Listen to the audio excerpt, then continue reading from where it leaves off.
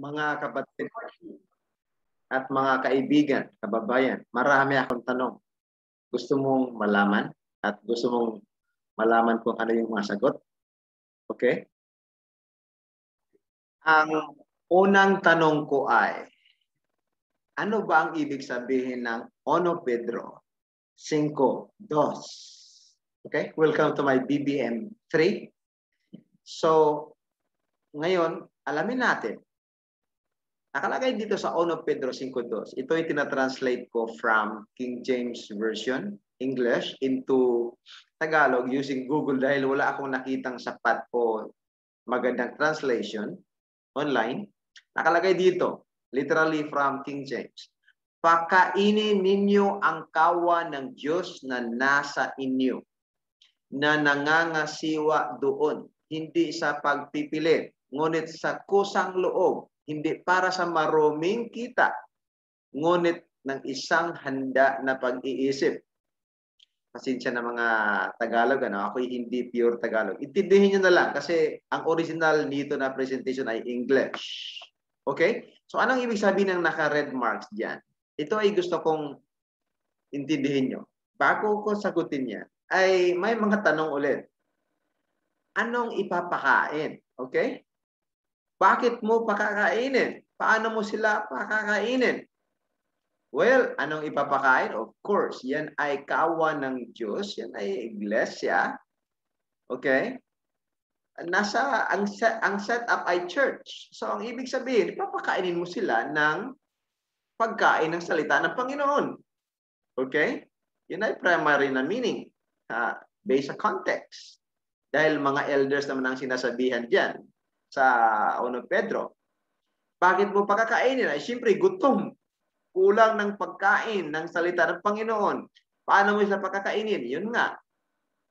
Papakainin sila ng tamang pagkain mula sa salita ng Panginoon. Mga prinsipyo. May mga biblical principles na applicable yan sa lahat ng panahon kahit sa lahat na tao, kahit kailanman. Alright?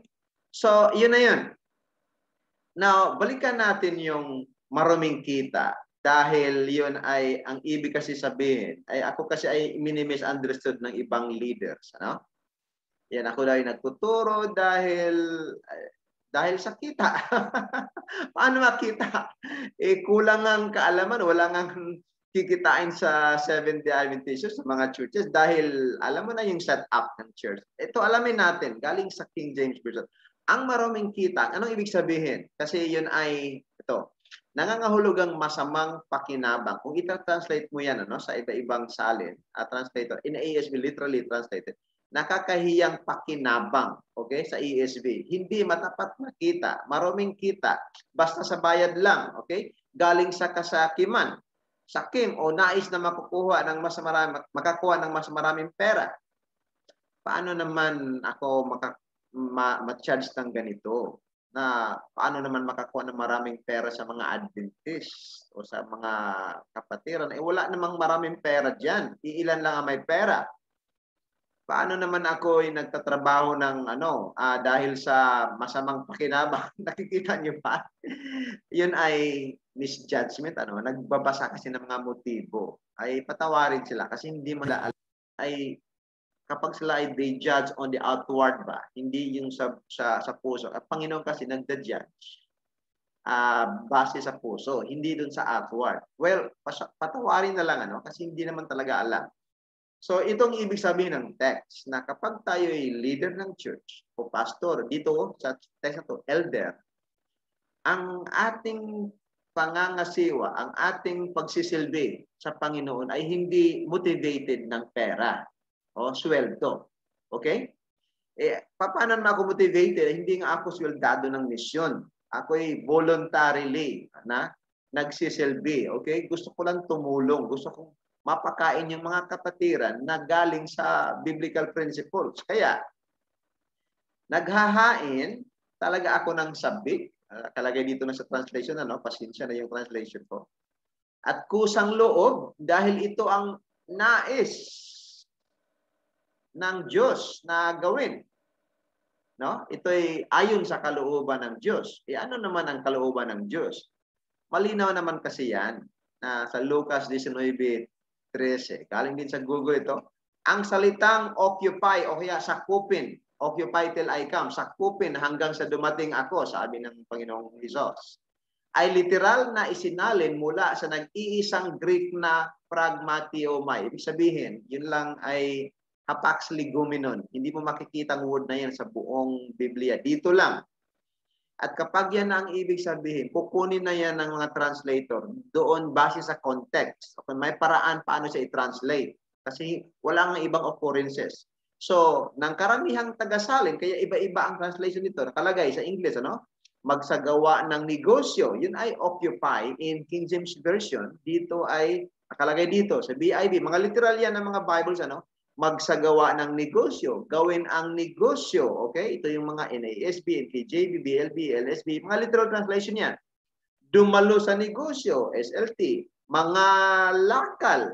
Okay? Mamuhunan, ISB, o ilagay ang isang ito upang gumana na nangangahulugang hayaan ang pera na gumana para sa iyo sa halip na magtrabaho ka para sa pera. Ayun ay ang ibig sabihin ng Luke 19:13. Kung intindihin mo yan directly from the context, kasi yun man talaga ang context, okay?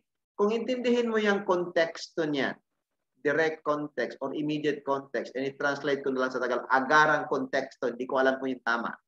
Ang Lucas 19:11-27 ay tungkol sa parabola ng mga barya.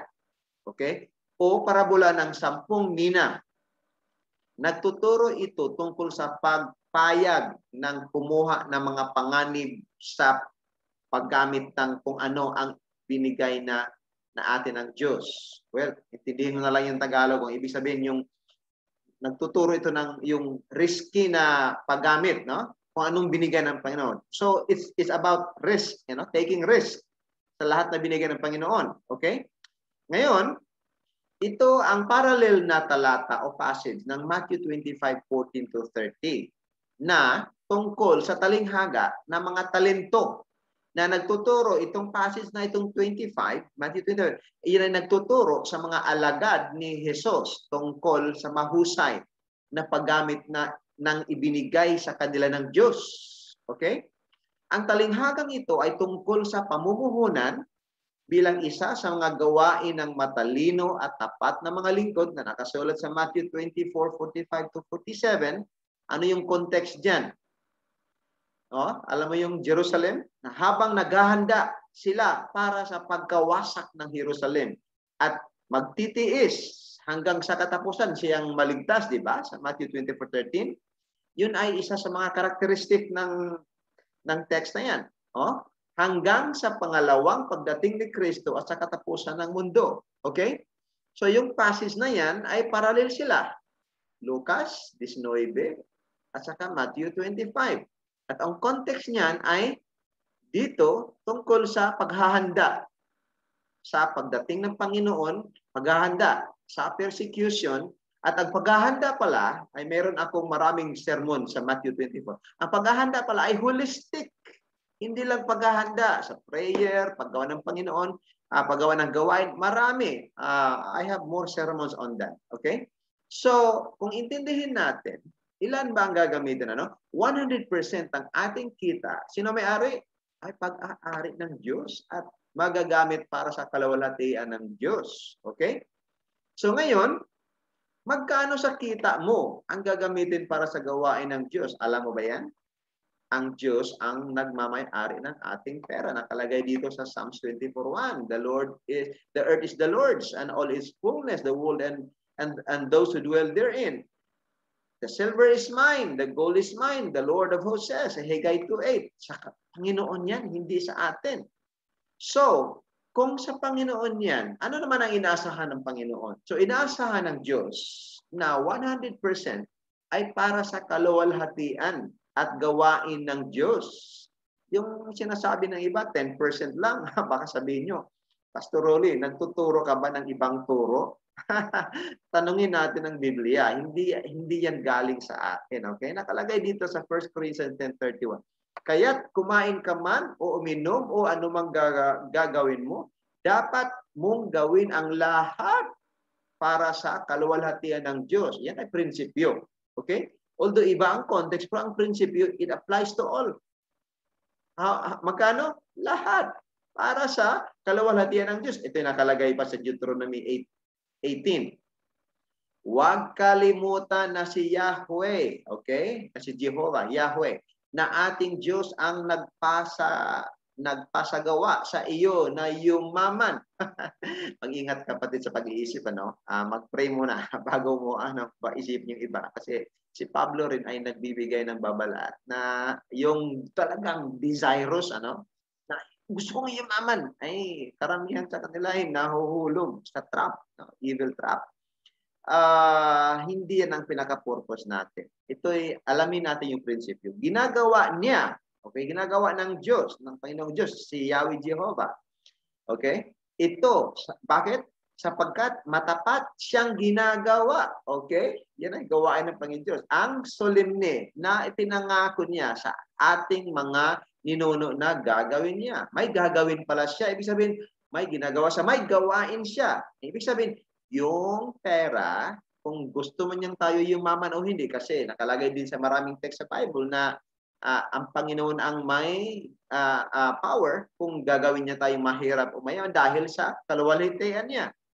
So inaasahan ng Diyos na 100% ay para sa kaluwalhatian at gawain niya. Ano naman yung gawain niya? Baka nag-iisip ka, ang gawain ay Bible study lang, witnessing, no? Hindi natin nakikita yung ibang aspect ng gawain, kaya lawakan natin yung pag-iisip natin. Okay? So, ngayon, inaasahan ng Diyos na hindi bababa sa 100% ang return of investment. Nakalagay ito yung prinsipyo sa Matthew 25:14-30. Ito yung tatlong kataong binibigyan ng iba-ibang klaseng talent. Okay? Talent dito ay pangalan ng pera, no? Bags of money, bags of gold, bag of silver. Alam na natin yung istorya ng isa binigyan ng 5, yung isa 2, yung isa 1. Yung 5 at 2 ay minimultiply nila. Okay? Na-multiply at least 100%. Yung isa 5 times. Okay? Yung isa doble.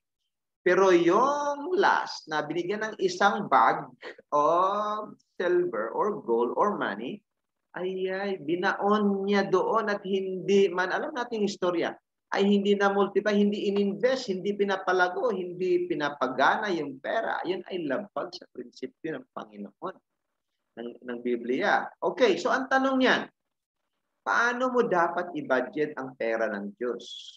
Kapag alam mo na at tinanggap mo na ang Diyos pala ang Diyos natin, ang Lord, at tayo ay steward, ano? Hindi tayo libreng mag-budget.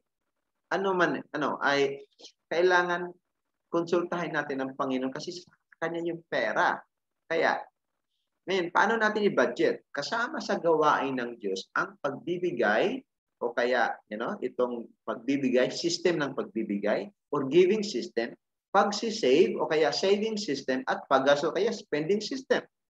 So basically, may categorize mo in broad categories yung 100% na bigyan ng Panginoon into 3 aspects: giving, saving, and spending.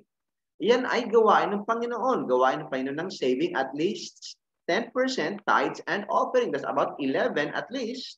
Marami yan. I need 2 oras para mag-explain kasi marami akong training dyan sa stewardship na ang mga Hudyo pala dati ay umaabot ng even 1/4 to 1/3 of their income binibigay nila. Imagine.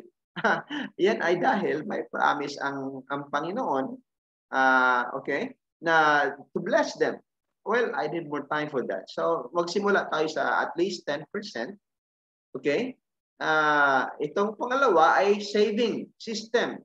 Marami dyan. Tinuro ko yan last week doon sa mga kabataan, Central Zone 2, youth, na meron palang prinsipyo tungkol sa savings sa Biblia. Dahil kung hindi, magka-problema tayo later on. Yung spending, paano yung spending? May paraan din, okay? So, maraming teksto dyan sa Bible. So, in a rough budget rule, you can say like 10, 20, 70. Flexible budget rule. Dahil flexible naman talaga yan.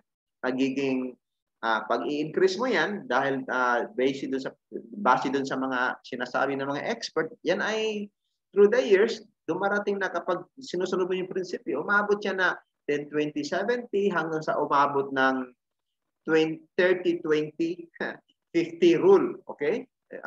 Well, may isang video ako dyan para ma-explain. Wala na akong oras para i-explain ko yan. Okay?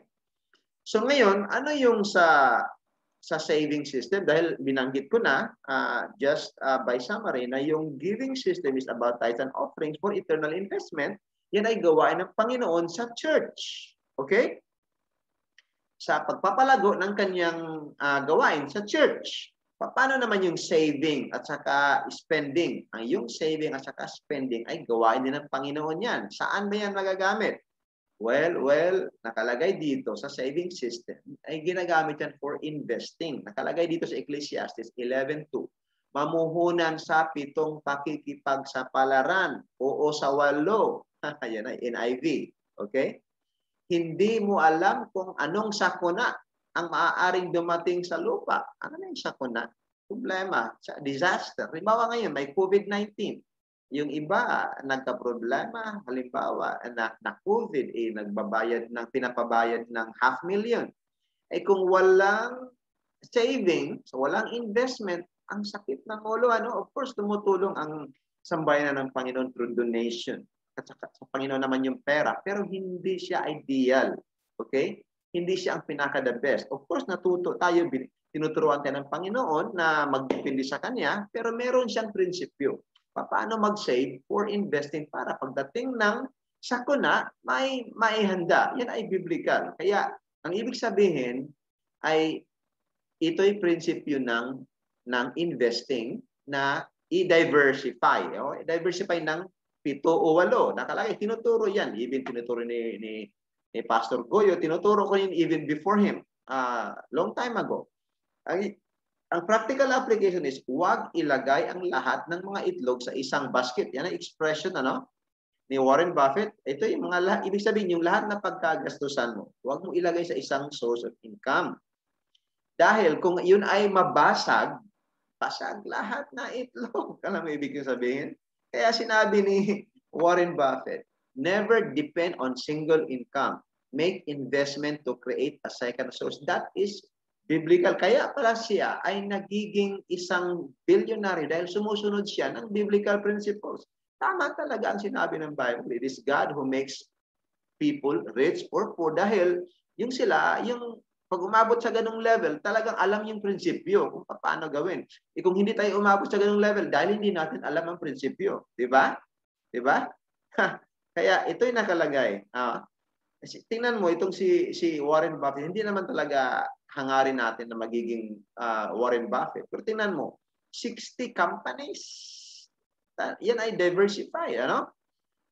Dito, kailangan lang ay 7 o 8. Hindi ko kaya yung 7 o 8. Si Pastor Goyo ay sinasabi, 7 o 8. Sa akin, 3 lang. Sa akin ay 3 lang. Simple lang. Meron kang job na nagbibigay ng monthly. Meron kang investment. Meron kang business. Yun ay malinaw dyan. Okay? Extra income yung iba. Okay? So nakalagay dito, ito yung investing principle.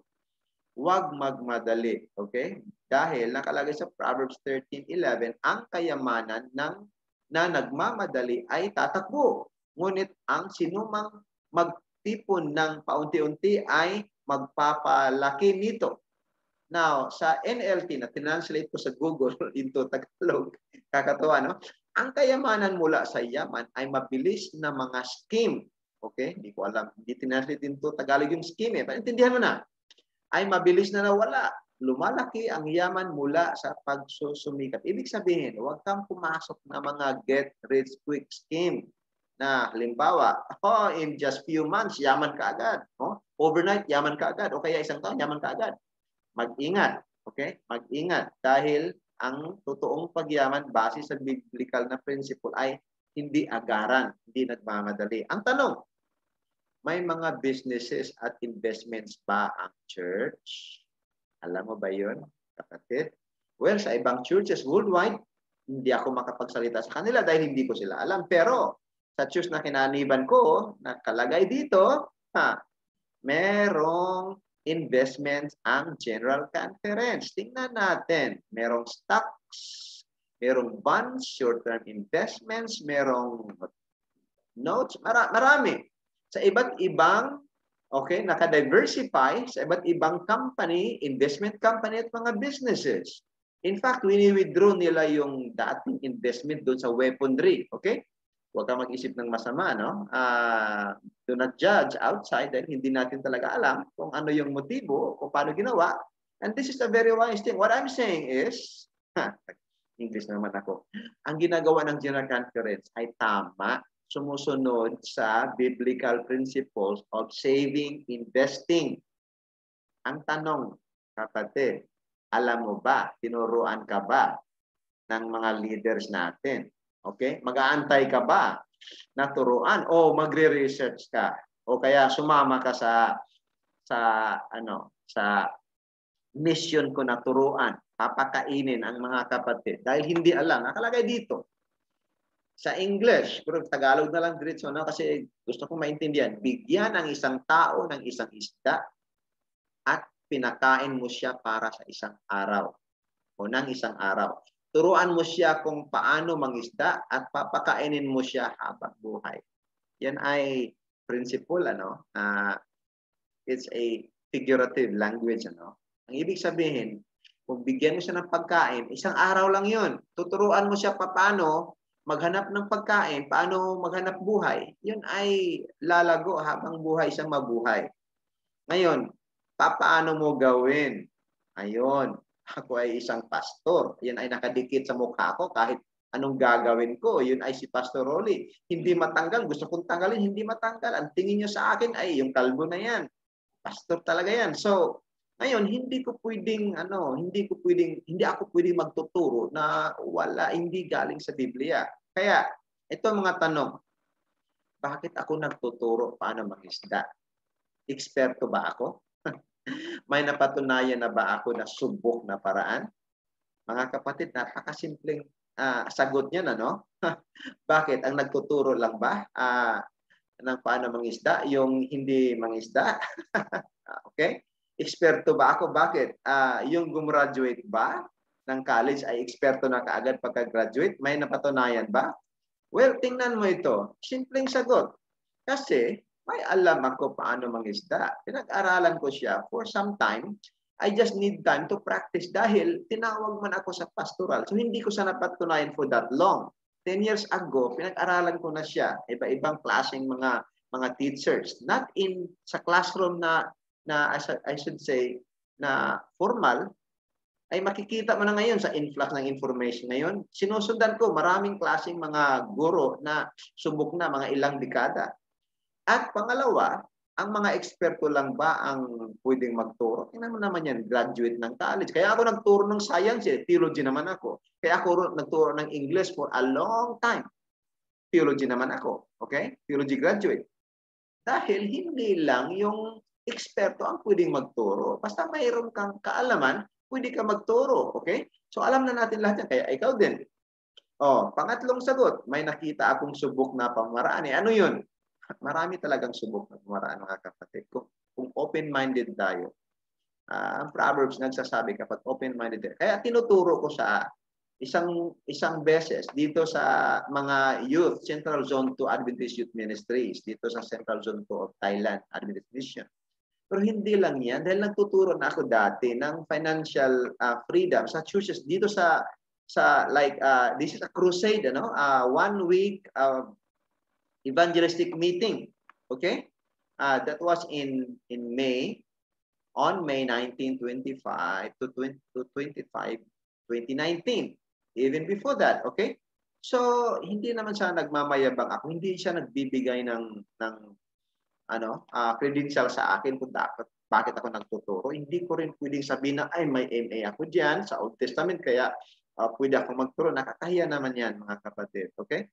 So, kayo na lang mag-iisip kung bakit. Ang problema is, itong kahit nagturo na ako ng ganyan, meron kasing umaaligid sa pag-iisip ng mga, alam mo naman, kaibigan natin. Wrong assumption, prejudice, biases, ng mga tanong, bakit? Networking ba yan? Ang ibig sabihin pa naman ng networking, yung umatid ako nung nagturo ako sa young people, ang ibig sabihin, sinasabi lang galing sa bibig nila, pyramiding, scam. Ang networking, hindi naman siya always na pyramiding. Hindi rin always na scam. Yung word na networking, mayroong positive at saka negative na meaning. Kung titingnan mo siya, everybody is doing networking from the positive side. Even discipleship is networking. Dahil si Jesus connecting is networking. Kaya nga lumalaki ang Kristiyanos from the first century ngayon dahil sa networking. At tinuturo yan tinuturuan si Moses ng kanyang father-in-law. Okay? So, yun it's a very common thing. Kaya lang, hindi natin alam ba? Ibig sabihin, lumalabas yung word ng networking. Lumalabas, pyramiding. Yun, common kasi sa Pinas kasi marami doon hindi regulated. Okay? Bakit ka nagre-recruit?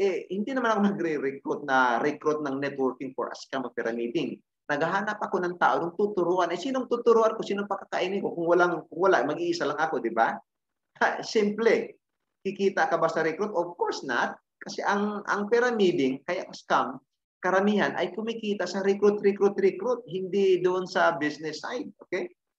Ngayon, legit ba yan? Ano ba namang klase tanong yan? Well, siguro hindi kita masisisi, no? Kasi nabiktima ka dati sa kapa o anumang klaseng mga pyramiding scheme na yan.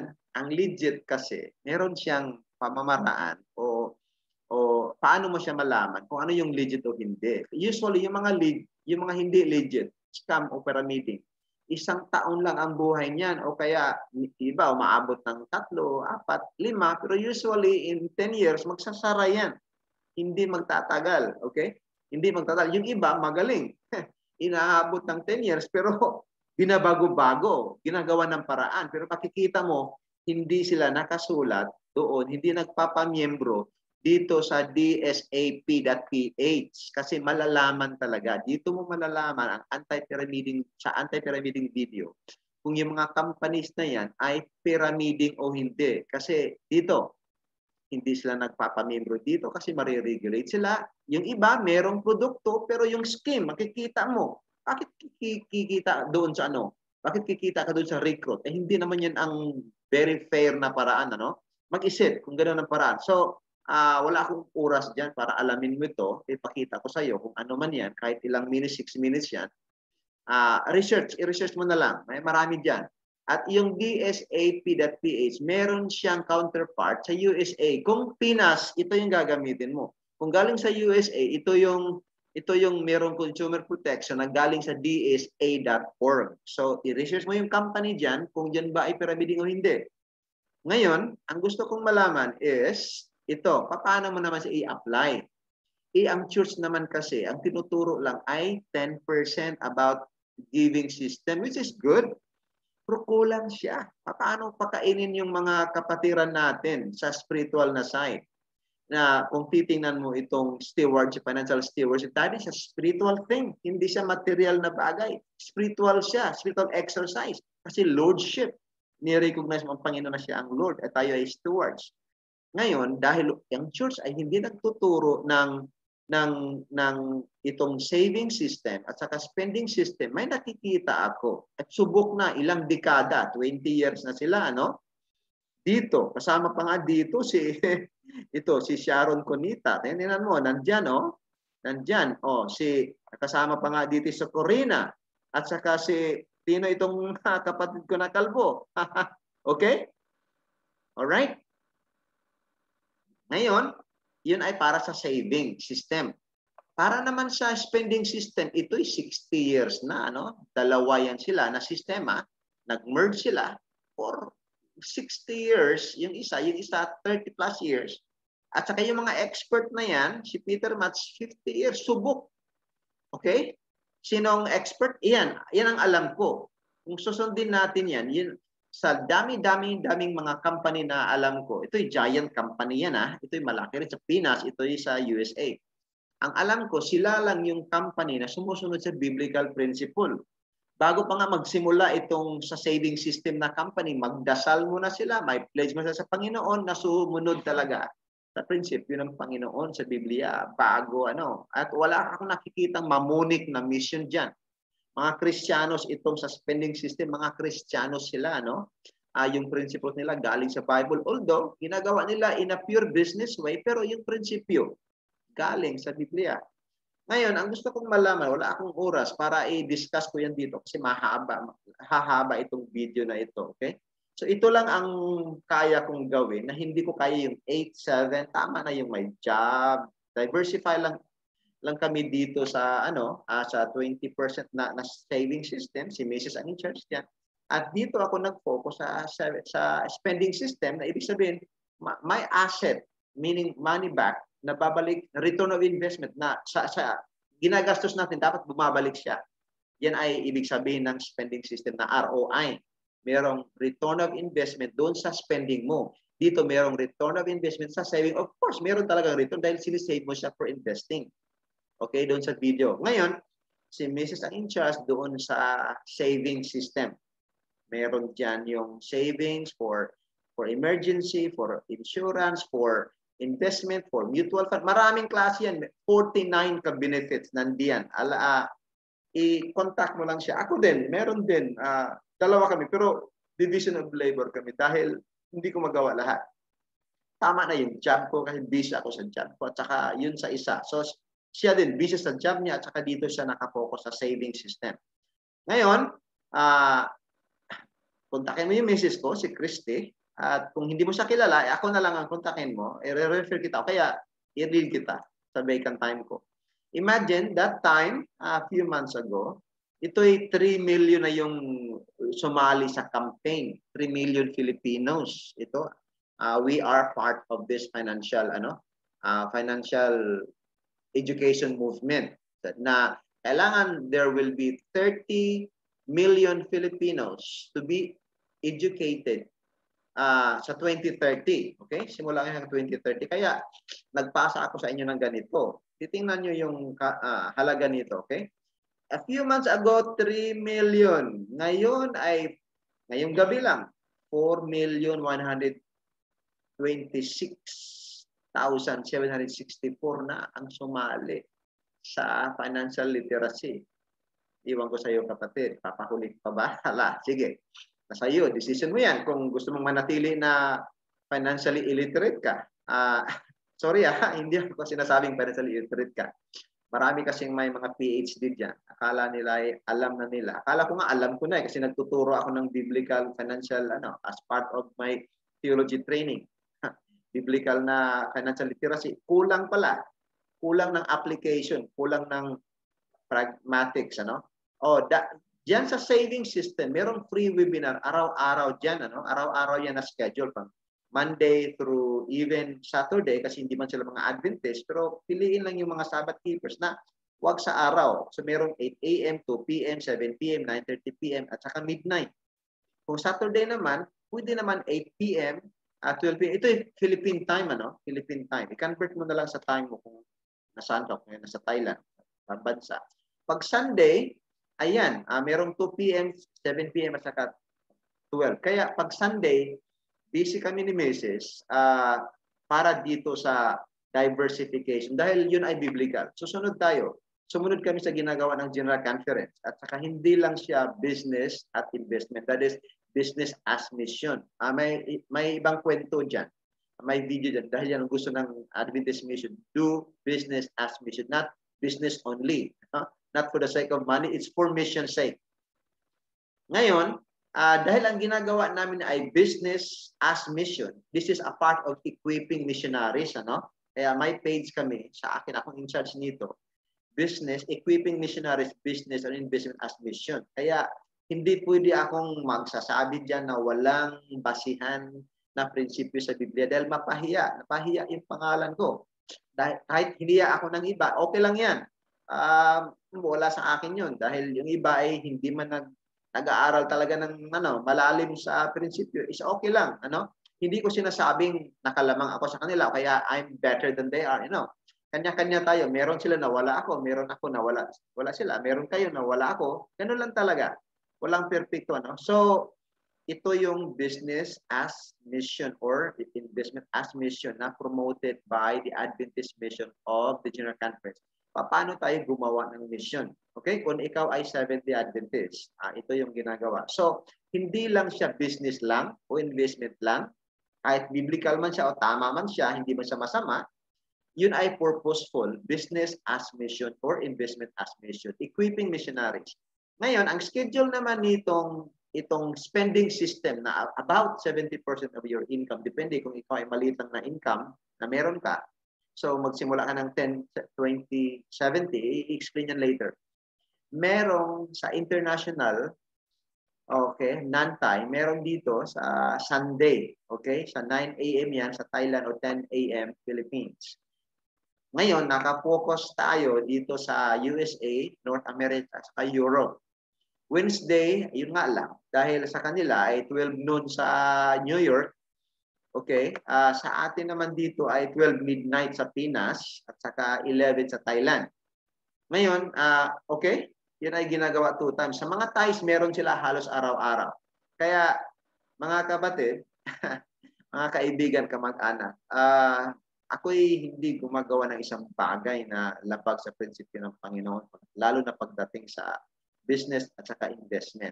Dahil pinagdasal ko ito in 2019, last quarter, na Lord, kung tatawagin mo ako sa ganitong mission na ginagawa ni San Pablo sa mission, tent making. Ibig sabihin si San Pablo ay pastor na businessman. Siya lang ang naiiba sa lahat. Sinosustain yung ginagawa niya through sa his hands, manual labor, even yung business dati ay manual naman ito ginagawa. Ngayon ay technology na, okay? Online na ginagawa. All right? So, make use of this, Kontakin mo ako kung hindi hindi mo pa ako na-add. Tatanggalin ko yung ibang pangalan, Sorry na 1,000 na kasi yan. All right? O kaya may iba akong account. Anyway, just contact me. Ngayon, let's zoom. Okay? Dahil hindi ko maipakita lahat. Ito, ipakita ko isa-isa yung dalawang diversification sa savings at spending system. At kung gusto mo rin dagdag kaalaman tungkol sa giving system, maraming materials dyan. Let's zoom, schedule natin kung ano yung availability mo. Okay? So, pag pumasok ka sa Zoom, well, ito ang kailangan nila bago ka tanggapin. Name mo, inviter, pangalan ko, saka location. Halimbawa, ikaw, ang pangalan mo ay John _Rolly Thailand o Philippines o kung saan man yan. Dress presentably, okay? At always turn on your camera para makikita nila na hindi ka scammer, hindi ka hacker, okay? Ikaw ay totoong tao at interesado kang matuto with a humble heart. Ito lang ang kailangan dito. So, well, yun ang requirement, like kung nagustuhan mo ito, o subscribe o comment below para masundan kita. O share mo sa mga kaibigan mo, okay? Yun lang ang kailangan natin mga kaibigan, para tayo magtulungan. Magtulungan tayo na mapakain natin yung kapatiran sa salita ng Panginoon at merong application, hindi yung one aspect pinapakain mo sa spiritual na side, pero wala namang application, sayang yun. Namamatay na yung mga karamihan nating mga kaibigan, yung iba dyan, at hindi man lang nakuha yung biblical principle paano maghanda sa disaster na sinasabi sa Ecclesiastes 11:2. Sakuna, okay? Gusto ko yung sana pag-aralan mo yung mga text na yun. Yun ay kailangan natin. Si Dr. Espero nga, yung kaibigan ko. Sabi niya, bye. Ibig sabihin kaibigan. Kailangan ituro mo yan ngayon. Paano kung maituro ay maraming against sa akin, may prejudice na kaagad. Well, ipagdasal mo sa Panginoon, kapatid, at buksan mo. Ito ay hindi ko turo. Ang prinsipyo ay galing sa Biblia. Kung ang Panginoon naman, hindi naman siya gumagamit. Yung lahat lang na nakasulat, litra por litra. Marami siyang prinsipyo. Kung alam mo lang, yung turo natin sa Diyos, fundamental belief, fundamental lang siya. Marami pa. Si Mrs. White, maraming sinasabi. Maraming tinuturo. Well, contact me, napahaba na itong video. Pasensya ka na sa Tagalog ko. Gusto kong gumawa para sa mga Bisaya.